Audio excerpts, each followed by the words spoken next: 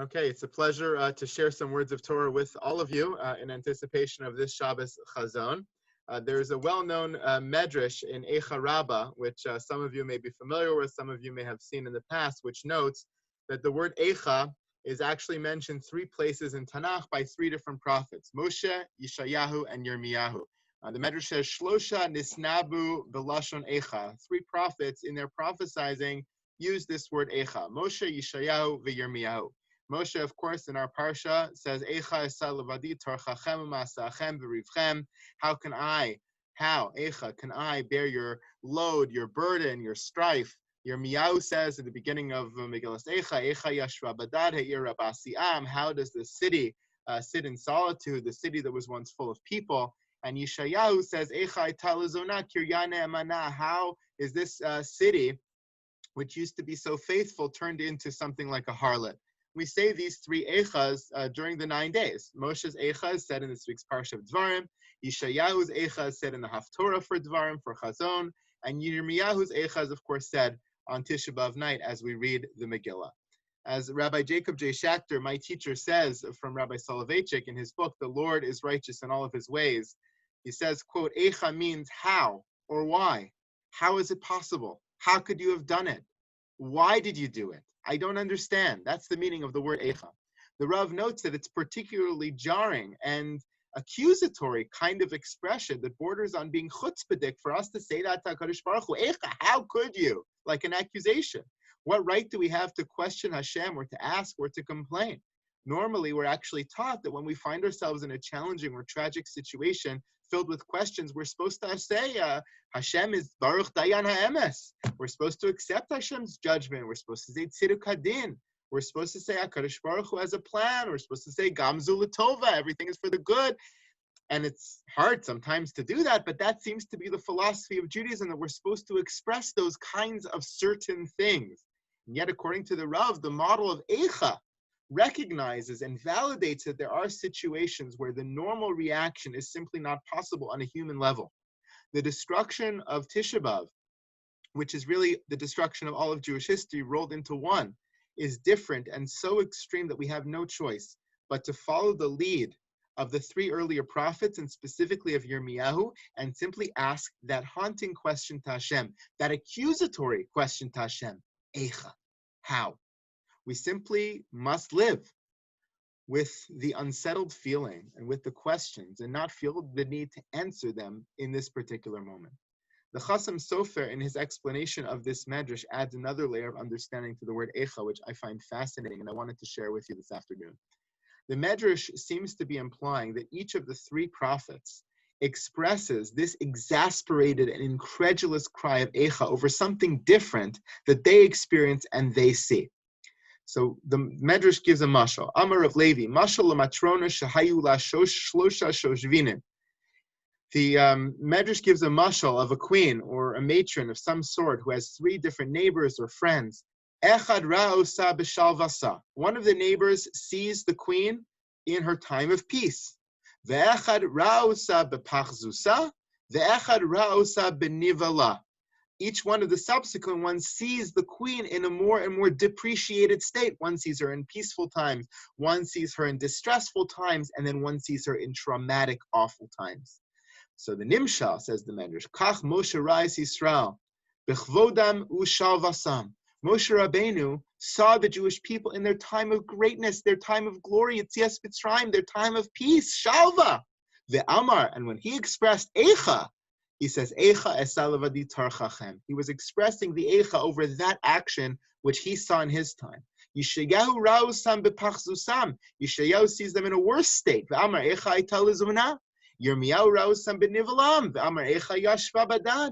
Yeshayahu sees them in a worse time. Yirmiyahu sees them in even a worse time. And they keep expressing the behaviors or the problems of the people in their time, in the situation that they see the people in. The Chasam Sofer explains that the Medrash is conveying that each generation has its own standard for what it considered reprehensible behavior and what it cries out Eicha for. He says, Mashal Moshe Ra'osam B'shal Vasam Ve'achet V'hir Hor Katan Kara Aleim Masachem V'rivchem. Moshe Rabbeinu sees them in their glory, their great and peaceful time. He sees a small infraction, a small little thing that they did wrong, like being too hard on their judges and pounding down the doors all day and giving them complaints, and he calls them out. Eicha, how could it be?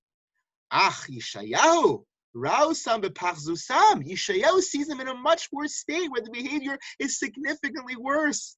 V'haya osan hatirchos v'rivim shebiyamei Moshe nechshav letzedek u'mishpat ve'emunas omen. Yeshayahu looks back at the complaints Moshe made about the people, and he says, in his time, those seemed like nothing. Yeshayahu looked back at the rude behavior of Bnei Israel towards their judges that Moshe was complaining about, and he thought that in his time, that kind of behavior would be considered totally just, tzedek u'mishpat. What Moshe complained about in his time would have been considered by Yeshayahu and Yirmiyahu in their time to be like a piece of cake, like a walk in the park, like a minor infraction. It would have seemed to them to be almost normal and acceptable behavior compared to the more egregious violations that they faced in their times.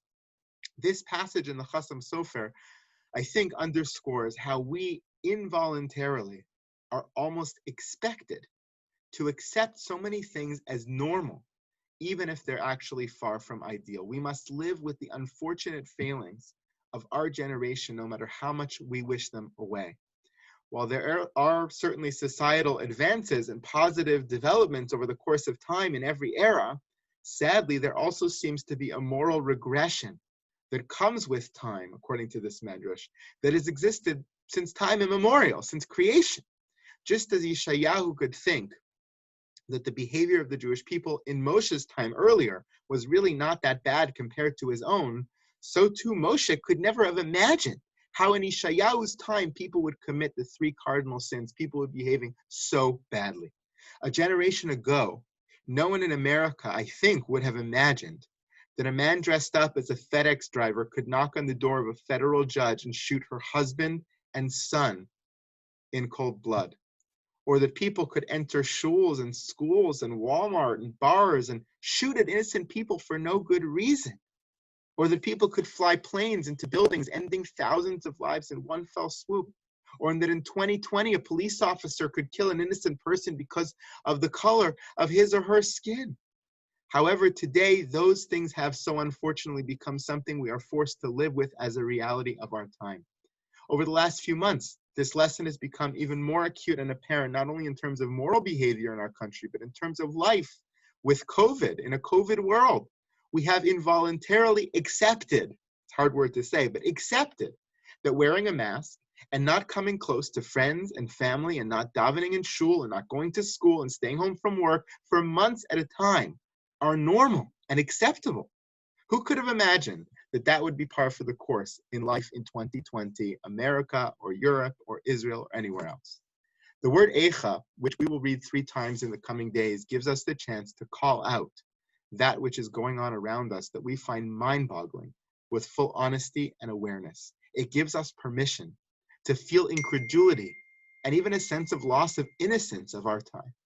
It allows us to take a look at the things that are around us that we've been forced to accept as normal and see them for what they are and cry out and simply ask how, ask why, ask until when.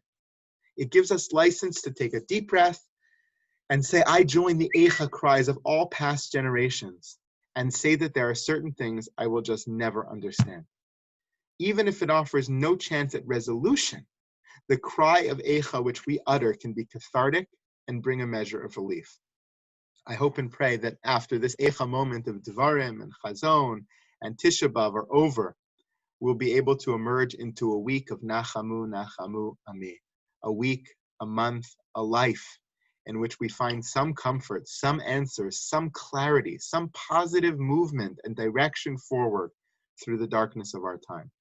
You know, I always find Shabbos Chazon to be difficult emotionally. On the one hand, it's a Shabbos. We're supposed to be celebratory like any other Shabbos of the year. And yet, on the other hand, it's in the middle of the 9 days, which we feel the weight of the Minhagei Avelus, of the thoughts of destruction and mourning and Tisha B'Av that fill our hearts and our minds. So it's a hard Shabbos ahead, a challenging Shabbos ahead. But I wish you all just a good and healthy and happy Shabbos ahead. Hope that we can all stay safe and healthy and successful and see much light in the coming days.